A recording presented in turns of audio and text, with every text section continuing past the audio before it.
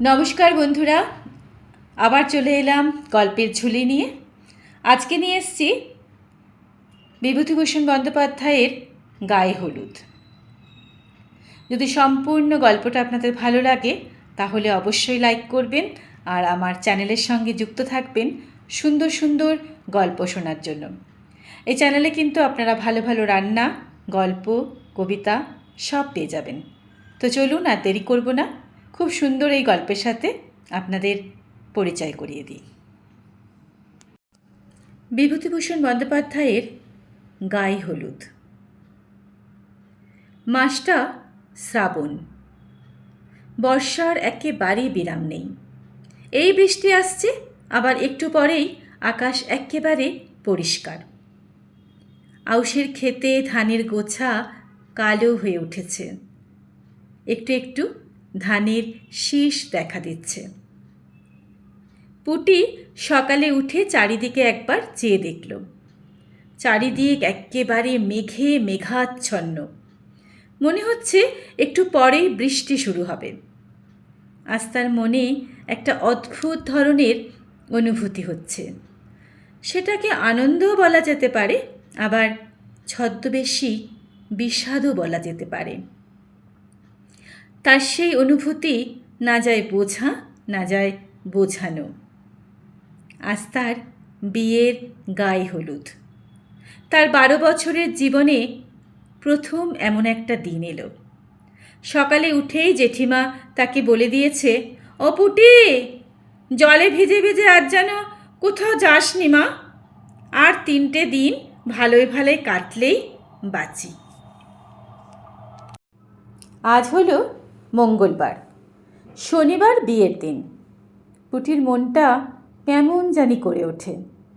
একটা আনন্দের ঢেউ তার গলা পর্যন্ত উঠে আটকে গেল। বিয়ে বেশি দূরে কোথাও নয়, এই গ্রামেই, এমনকি এই পাড়াতেই। একঘর ব্রাহ্মণ আজ বছরখানেক হলো অন্য জায়গা থেকে উঠে এসেছেন। আর দুখানা বড় বড় ঘর, একটা ছোট্ট করে রান্নাঘর বেঁধেছেন মাটি দিয়ে।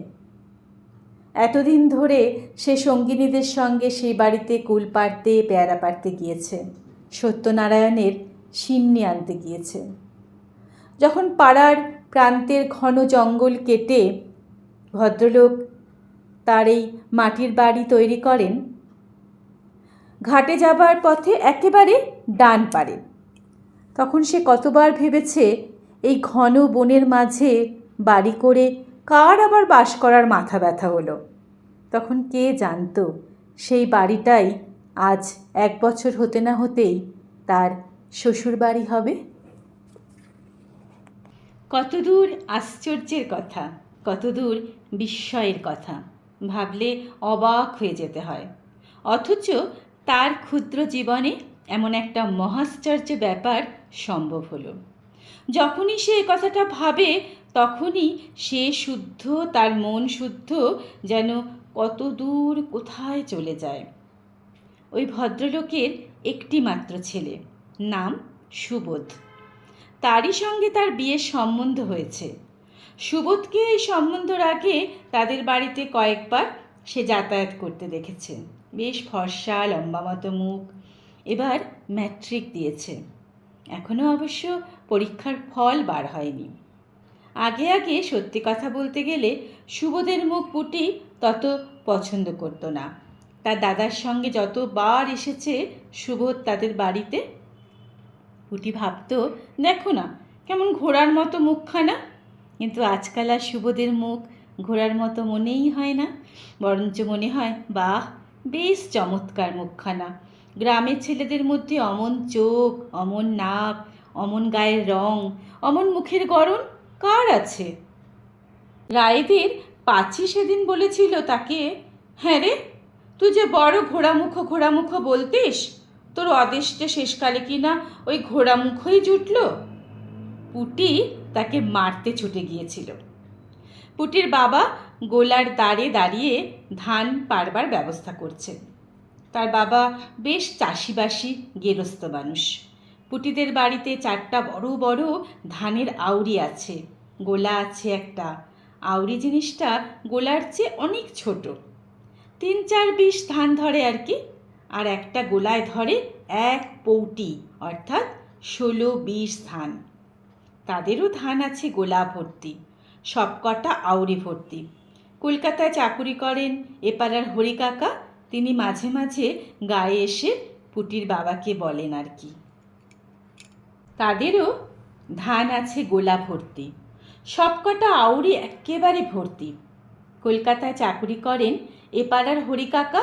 তিনি মাঝে মাঝে গায়ে এসে পুটির বাবাকে বলেন, রায়মশাই, এ বাজারে তো আপনিই রাজা, গোলা ভর্তি ধান রেখেছেন ঘরে, আপনার মহড়া নেয় কে?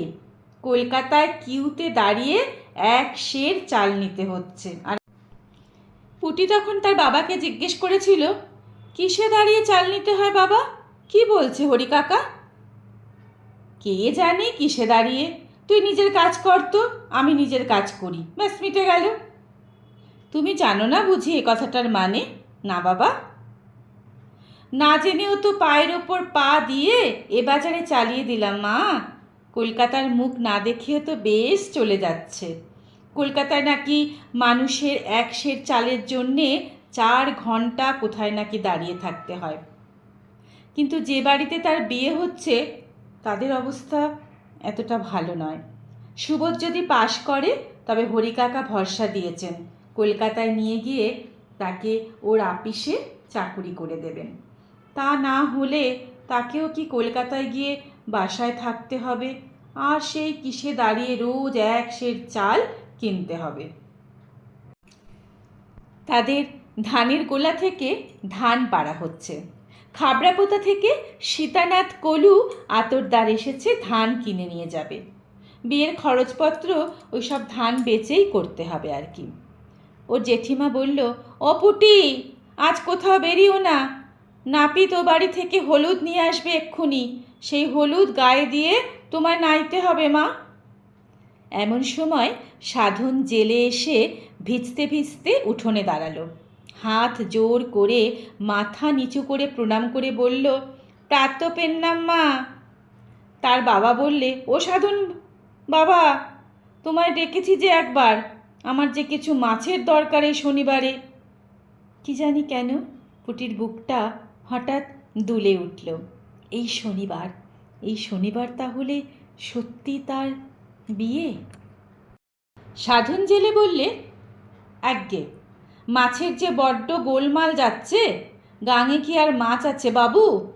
ডুমোর বাউরের মাছ সব যাচ্ছে কলকাতায়, 82 টাকা দর। এমন দর বাপের জন্মে কোনো কালে শুনিনি রায়মশাই। 1 সের 1.5 সের পানা স্তক পড়তে পারছে না।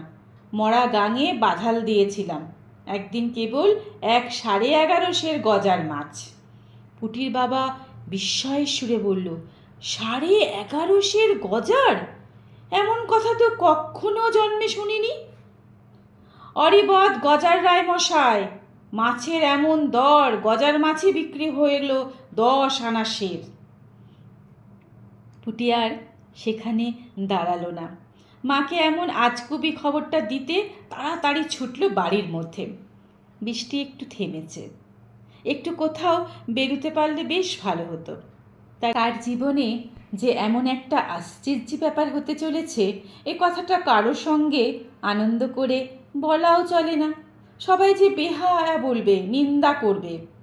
কেবল বলা চলে তার সমবয়সী তার বন্ধু পাচি আর খেন্তি। খেন্তি হলো জেলেনির মেয়ে টুনির কাছে। আর একটা আশ্চর্য ব্যাপার, তার চেয়ে অন্তত 7 বছরের বড় লতি দিদির এখনও বিয়ে হয়নি, অথচ লতিদিকে সবাই বলে সুন্দরী। লতিদির বাপের অবস্থাও খুব ভালো। লতিদি লেখাপড়া জানে, ভালো গান করে। ওর বাবা যখন কলকাতায় চাকুরি করতো তখন লতিদি স্কুলে পড়তো সেখানে। কত বই পড়ে বসে বসে দুপুরবেলা। পুটি ওদের বাড়ি যায় তখনই সে দেখে লতিদি একটা মুখে বই চেপে বই পড়ছে।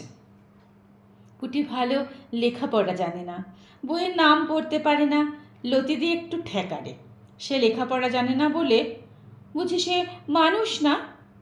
তাকে বলে, তুই বই টই নাড়িস নে পুটি, কি বুঝিস তুই ওর অস্বাদ? তুই বলে, এটা কি বই লতিদি? যা যা, আর বইয়ের খবরের দরকার নেই। শরৎ চাটুর্যের নাম শুনেছিস? কোথা থেকে শুনবি, তোরা শুধু জানিস ঢেকিতে পাড় দিয়ে কি করে চিড়ে কুটতে হয়। তাই করগে যা, এদিকে কেন আবার এসেছিস? আচ্ছা, আজ তার লতিদিকে বলতে ইচ্ছে হচ্ছে, কই লতিদি, তুমি তো এত বই পড়ে টড়ে বসে আছো, এত সব নাম জানো, কই তোমার তো আজও বিয়ে হলো না? আমার জীবনে এত বড় একটা আশ্চর্য কাণ্ড টুক করে ঘটে গেল। ধানের নিন্দে করো, বাবার গোলায় ধান ছিল বলে তো আজ। কই তোমাদের তো ম্যাট্রিক পাস বর জুটল না। এ গায়ে পাশ করা ছেলে একমাত্র আছে মুখুজ্জেদের জীবনদাতা। সে নাকি দুটো পাশ দিয়েছে, তারপর কোথায় যেন চাকুরি করতে চলে গেছে। যার সঙ্গে বিয়ের কথা হচ্ছে সে মুখ্য নয়।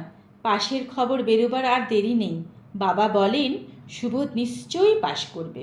হে ভগবান, তাই যেন হয়, ও যেন পাশ করে যায়, সত্যনারায়ণের সিন্নি দেবে শ্বশুর বাড়িতে গিয়ে।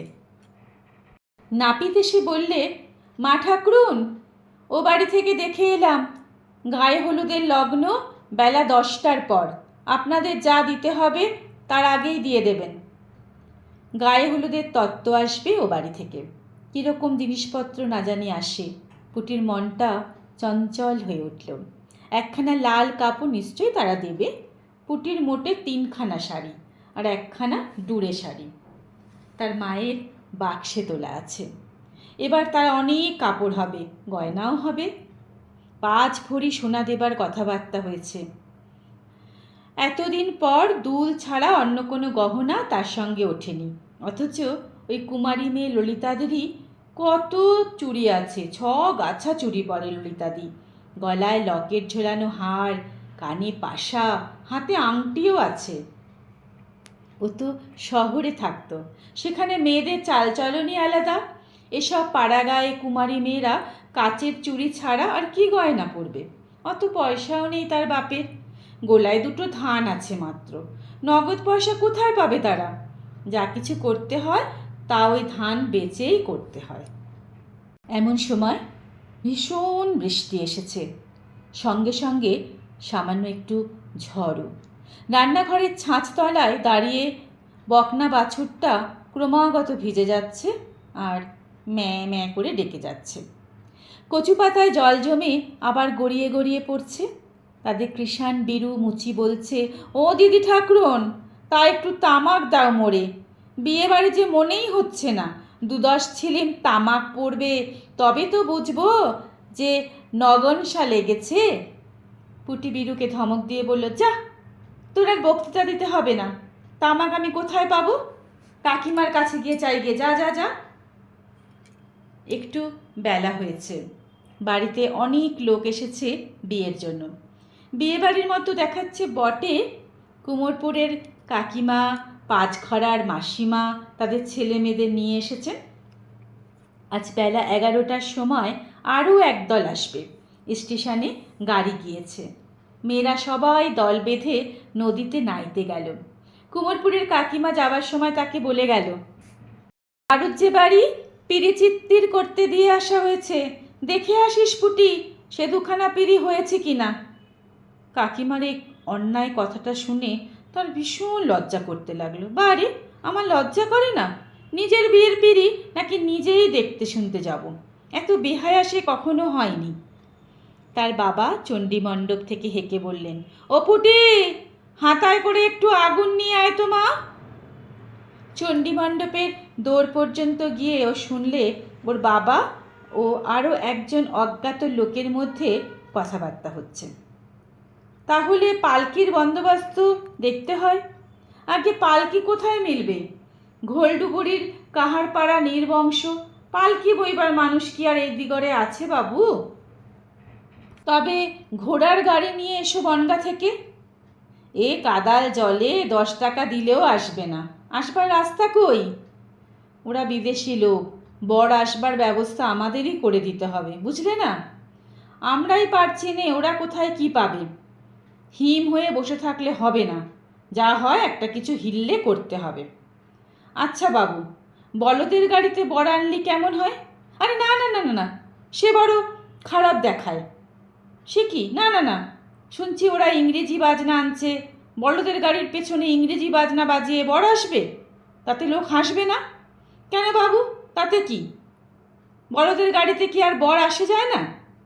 একেবারে আপনাদের বাড়ির পেছনে এসে থামবে, সেই তো ভালো।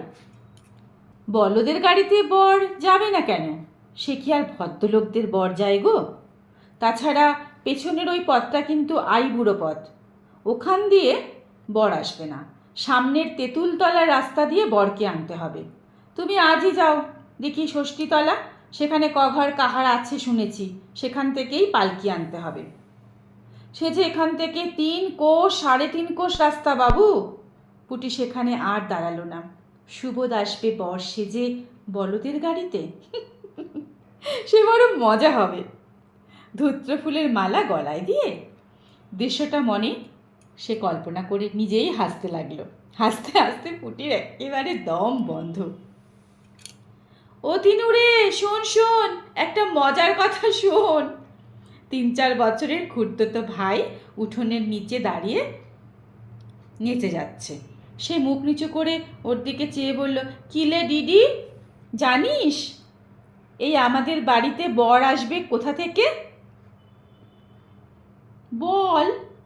হ্যাঁ রে, ধূত্র ফুলের মালা পরে বলদের গাড়ি চেপে ইংরেজি বাজনা বাজে। তিনু না বুঝে বুঝে হিহি করে হেসে উঠল। এই সময় ওদের জ্যাঠাইমা বাড়ির ছেলে মেয়েদের ডাক দিলেন। ওরে, সবাই এসে কাঁঠাল খেয়ে যা। ও হিমু, পান্তা ভাত কে কে খাবে ডাক দিয়ে নিয়ে আয় তো। 1 হাঁড়ি পান্তা রয়েছে, সেগুলো কাঁঠাল দিয়ে ওঠাতে হবে, ভাত ফেলতে পারবো না এই যুগের বাজারে। পান্তা ভাত আর কাঁঠাল পুটির অতি প্রিয় খাদ্য, কিন্তু আজ তার খাবারের নাম করার একেবারে জোরেই। খিদেও পেয়েছে বেশ। ইচ্ছে করলে সে কলসি থেকে কাঁঠাল বিচি ভাজা আর মুড়ি লুকিয়ে লুকিয়ে খেতে পারত, কিন্তু সেই ইচ্ছে তার আজ নেই। তাতে ভগবান রাগ করবেন যে। আজকের দিনে সে ভগবানকে কিছুতেই রাগাবে না। এদিকে বেলা বাড়তে লাগলো।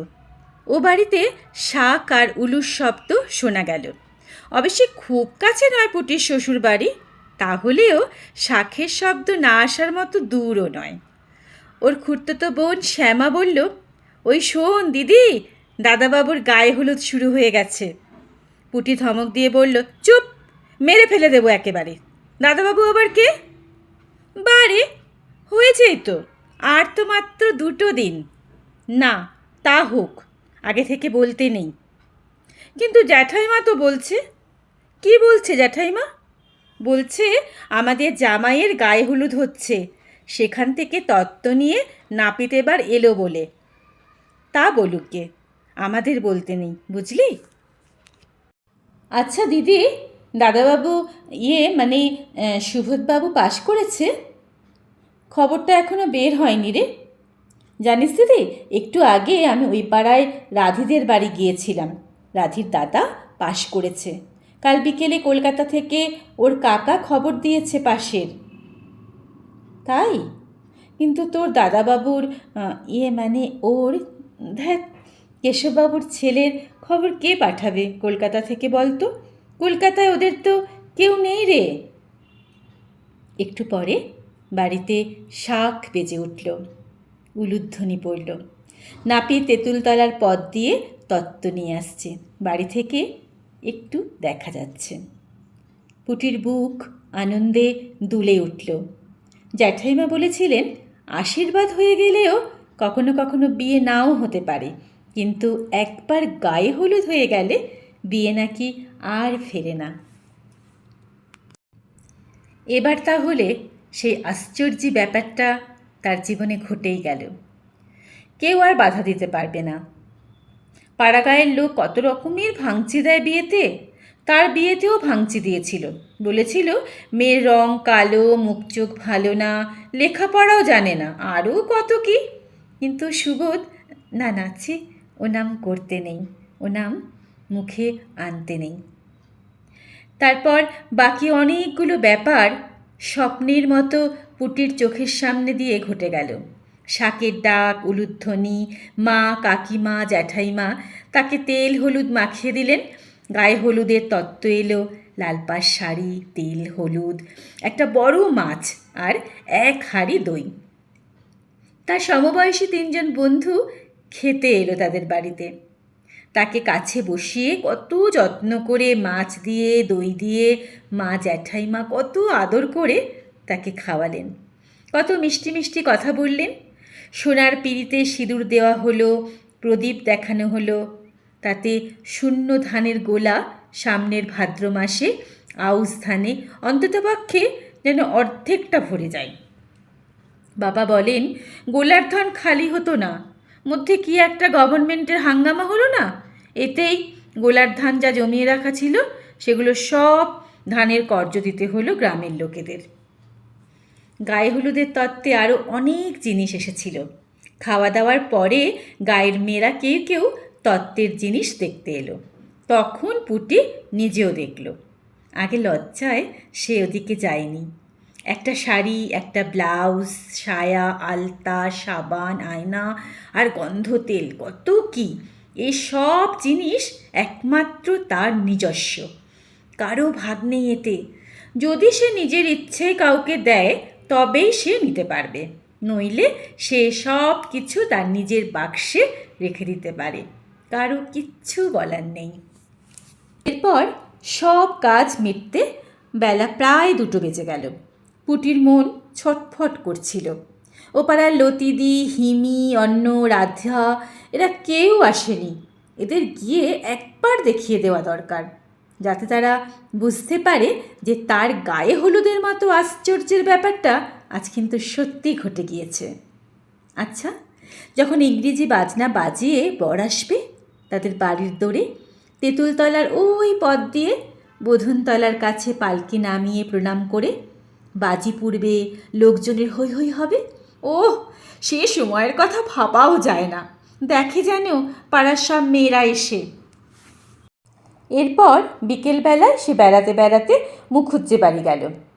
মুখুজ্জে গিন্নি ওকে দেখে বললেন, কী রে পুটি, আয় মা আয়, গায়ে হলুদ হয়ে গেল? আহা, এখন ভালোই ভালোই 2 হাত এক হয়ে গেলে শান্তি। এসো মা, এসো, বসো বসো। একটু পরে লতিকাও সেখানে এসে হাজির হলো। পুটিকে দেখে বলল, ও পুটি, তোর আজ গায়ে হলুদ ছিল না, হয়ে গেল? কি তত্ত্ব এলো রে তোর শ্বশুর বাড়ি থেকে? মুখুজ্জে গিন্নি বললেন, তোরা বস মা। ও লতি, পুটির সাথে একটু গল্প কর, আমি গিয়ে একটু চা করে আনি। যাক বাবা, ভালোই হলো। আজকাল মেয়ের বিয়ে দেওয়া কী যে কষ্ট সে মেয়ের বাবা মাই জানে। পাশের বাড়ির জানালা দিয়ে গাঙ্গুলিদের ছোট বউ বললে, ও কে রে, পুটি নাকি? তোর গায়ে হলুদ হয়ে গেল? তা কই, আমাদের তো একবার বলতে হয়। এই তো বাড়ির পেছনেই আমাদের বাড়ি। পুটি বললে, গেলেন না কেন বৌদি? আমরা তো আর বারণ করিনি যেতে। শাক যখন বাজলো তখন যদি একটু যেতেন। লতিকা ভাবলে পুটি বড় ছেলে মানুষ, এই উত্তরটা দেওয়া তার উচিত হলো না। এখানে এই কথাটা না বললেই পারত, কিন্তু এর পরবর্তী ব্যাপারের জন্যে লতিকা বা পুটি কেউই প্রস্তুত ছিল না। গাঙ্গুলিদের ছোট বউ মুখ লাল করে রাগে গজগজ করে করে উত্তর দিল, কি বললি?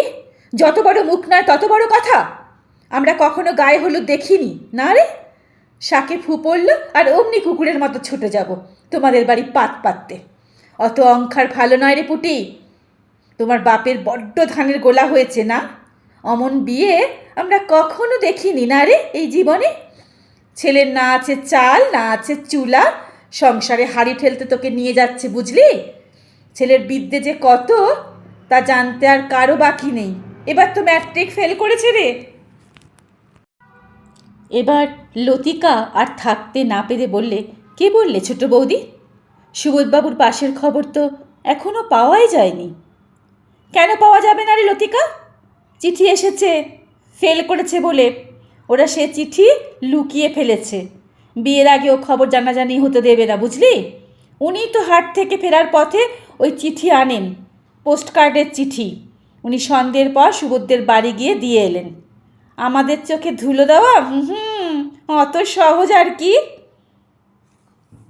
পুটির চোখের সামনে সব অন্ধকার হয়ে গেল। এ বিশ্ব সংসার লেপে পুছে মুছে গিয়েছে। মুখোড়া দর্পিতা ছোট বউয়ের মুখের কাছে সে কি করে দাঁড়াবে? চেঁচামেচি শুনে মুখুজ্জেগিন্নি ছুটে এলেন। লতিকা পুটির হাত ধরে ঘরের মধ্যে নিয়ে গেল। মুখুজ্জেগিন্নি ঘরের মধ্যে চাপা গলায় বললেন, আহা, ছেলে মানুষ, ওর এখন এমন একটা সুন্দর দিনে অমন করে কেউ বিষ ছড়ায়? ছি ছি ছি ছি, দেখ তো লতি, কি কাণ্ডটাই না হলো বলতো।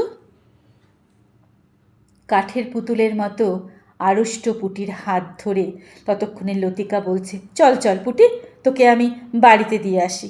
ছি, বৌদির কি কাণ্ড! ওসব কথা সত্যি ভাবিস নে, সব মিথ্যে কথা। চল পুটি, চল ভাই।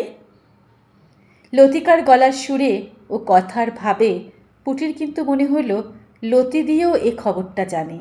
সেই কেবল জানতো না, এতক্ষণে হয়তো গ্রামের সবারই জানা হয়ে গেছে সুবোধের ফেলের খবর।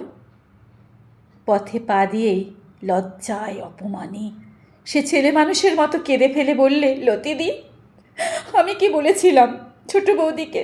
খুব খারাপ কথা কিছু। আজকের মতো পুটির গায়ে হলুদের পর্ব এখানেই শেষ হলো। কেমন লাগলো সম্পূর্ণ গল্পটা?